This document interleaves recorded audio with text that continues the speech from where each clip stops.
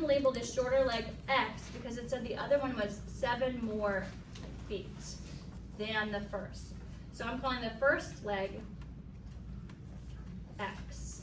That means my second leg will be bigger. It says 7 more than. So how do I write that with math? X plus 7. What else do we know? The hypotenuse is how many? 17. So then I'm going to set this up with the Pythagorean theorem, a squared plus b squared equals c squared. And that's going to be x squared plus x plus 7 squared equals 17 squared.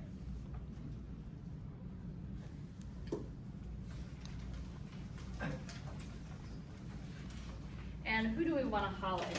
This one here.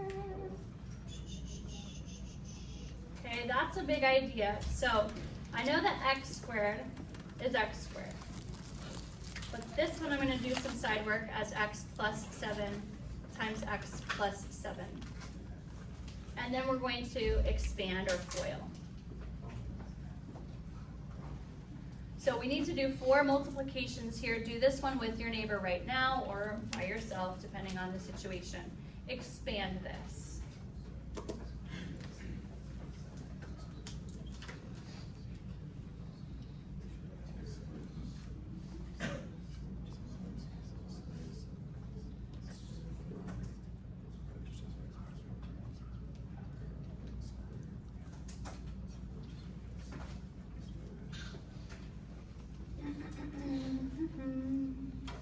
So hopefully you're expanding it the same way I did. I did it quietly so that you could concentrate.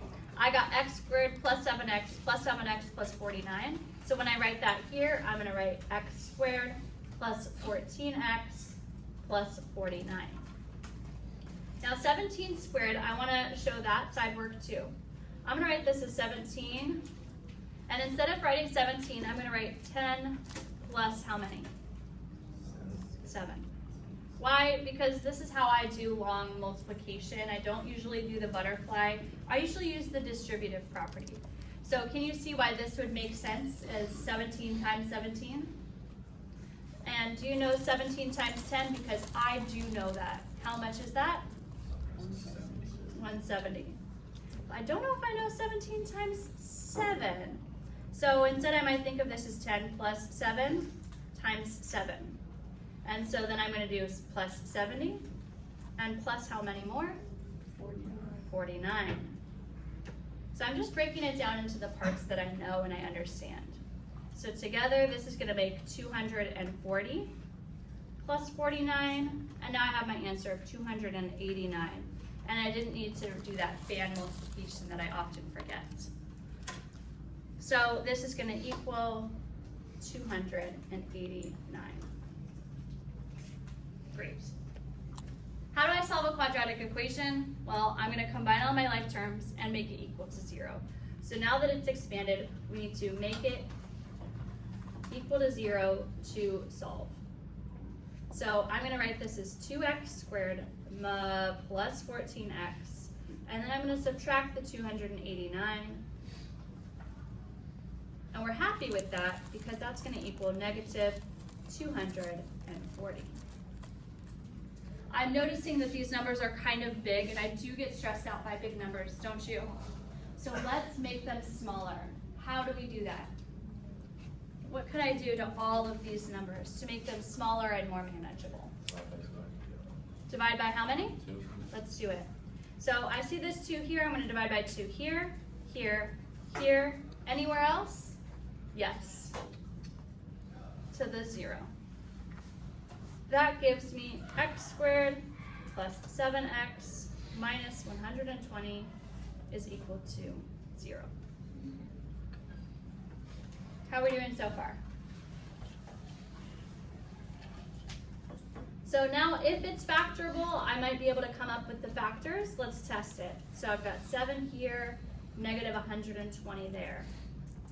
So I'm trying to find numbers that are 7 units apart.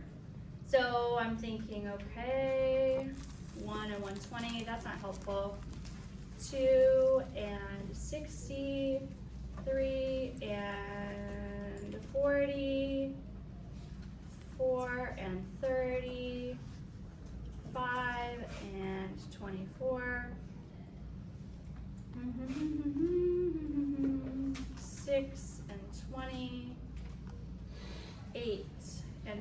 15.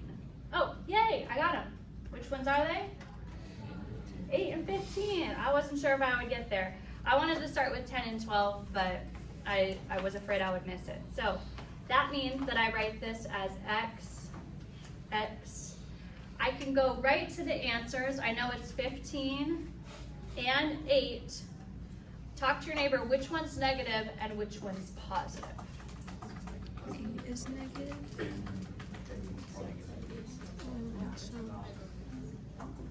So hopefully your neighbor said the 15 is positive because the 7 is positive. That means we want the bigger number to be positive, the smaller number to be negative. And then when I solve this, this one is the zero product property. So this would give me x is equal to 8, and this one would give me x is equal to negative 15. So in this situation, since we're talking about lengths of the side of a triangle, which one of these doesn't make sense? Yeah, the negative 15.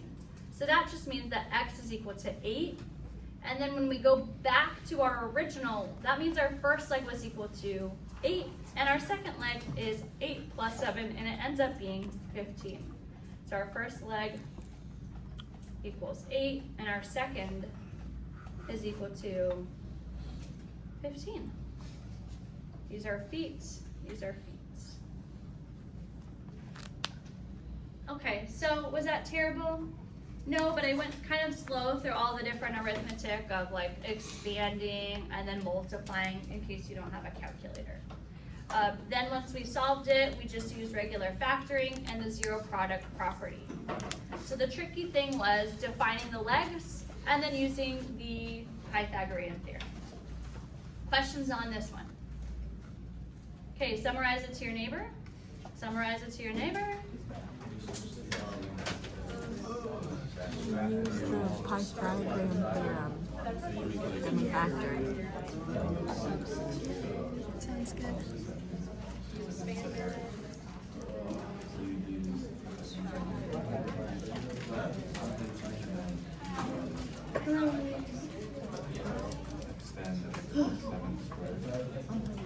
So I just opened my binder and I'm going to the next blank page. Is there a clarifying question that I can answer before we go on to the next example?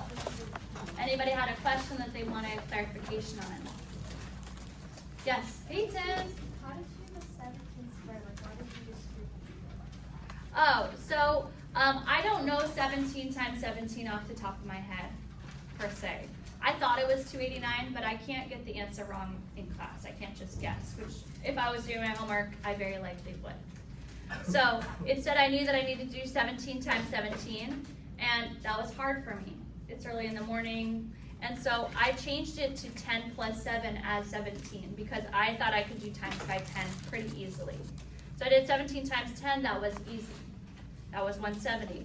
Then I looked at 17 times 7, and again I was stressed out. I couldn't think of the answer.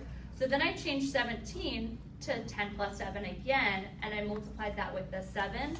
7 times 10, that made sense to me. 70, that's one that I know. And 7 times 7 is 49. So instead of it becoming like just the fan multiplication where you borrow and you carry the 1, sometimes I mess up on that, especially when I'm doing the addition. So I just wrote it a different way. And I wanted you guys to see that you can do that same thing too, if that makes sense to you. Each time I'm just breaking it down into smaller numbers that I do understand, because I want to know how to do it. And I don't want to be completely reliant on my calculator. Sometimes I'm out and about and I don't have my phone with me, believe it or not. So I just wanted to be kind of give you guys another tool there. Okay. I'm back at the top. This one is the one that we voted for next. This one's going to be the consecutive integers. So this one is consecutive odd integers have a product of, I'll just use that same one, 195. What are the integers? So you can see that this setup is quite simple in terms of, oh, the statement's shorter. But we've got to break it down into what does it mean.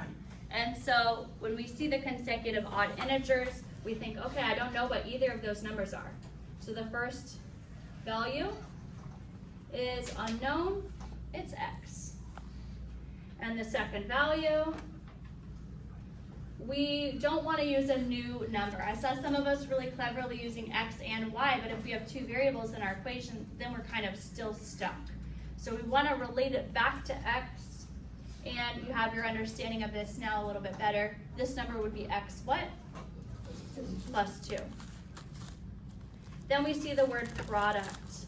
That's a key word. Product has the mathematical meaning of what? Multiplication.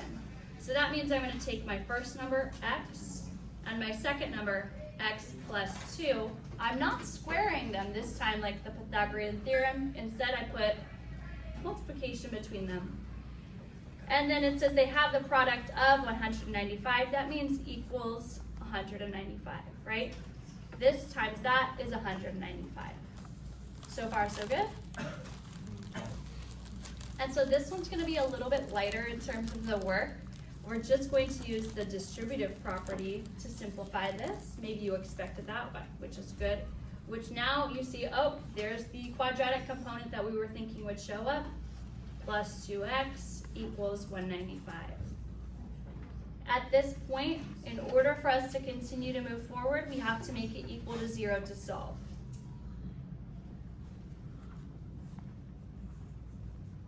So I wasn't able to just take the square root, so I'm subtracting the 195.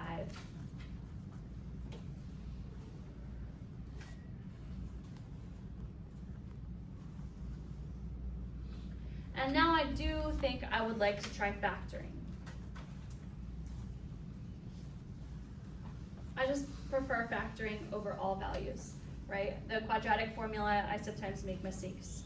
So with 195, I know that it's divisible by 5. And 5 goes into 200 how many times? 200. 5 into 200. Nate? 19. 5 into 200? 40. So this is 1 5 less than 200. Do you see that? So instead of 40, what number would I write down? 39. Who follows that thinking? Who follows that? Do you see what I'm thinking there? I used my estimation. I didn't know the answer there. And so these ones are pretty far apart, but this helps me. What do I know about 39? Who is it times what?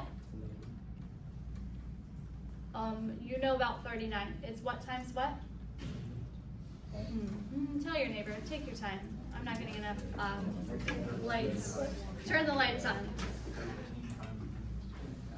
Do we know it? No. It's 39. It's divisible by who? 3. 3 and the other number, Aiden? 13. So now I'm going to use that 3 and I'm going to give it to the 5. What's 3 times 5? 15. What about the 39? Well, I used the 3 and I used the 5, so 13. And now I'm feeling quite happy because 15 and 13 are 2 units apart. So then I'm just going to write this as x plus and x minus equals 0. Which one's positive? 15. 15. Which one's negative then is 13, which gives me the answers of negative 15 and positive 13. One of these doesn't make sense. Which one doesn't make sense? Negative 15. Negative 15. And that's okay. This is our answer for the first number. The first number is 13. And then, very interesting again, the second number is positive 15. So it's almost like these answers are giving us the absolute value of the correct answers. I've noticed that twice. Is that always true? I'm not sure. So take the answer that makes sense. That's going to be your x, and then my second number is x plus 2. So the integers are 13 and 15. And that's that for our notes. You want to do one more together in your groups? I think so. Yeah. Let's just do one more. Okay? You'll do it at the board work, right? Let's switch back.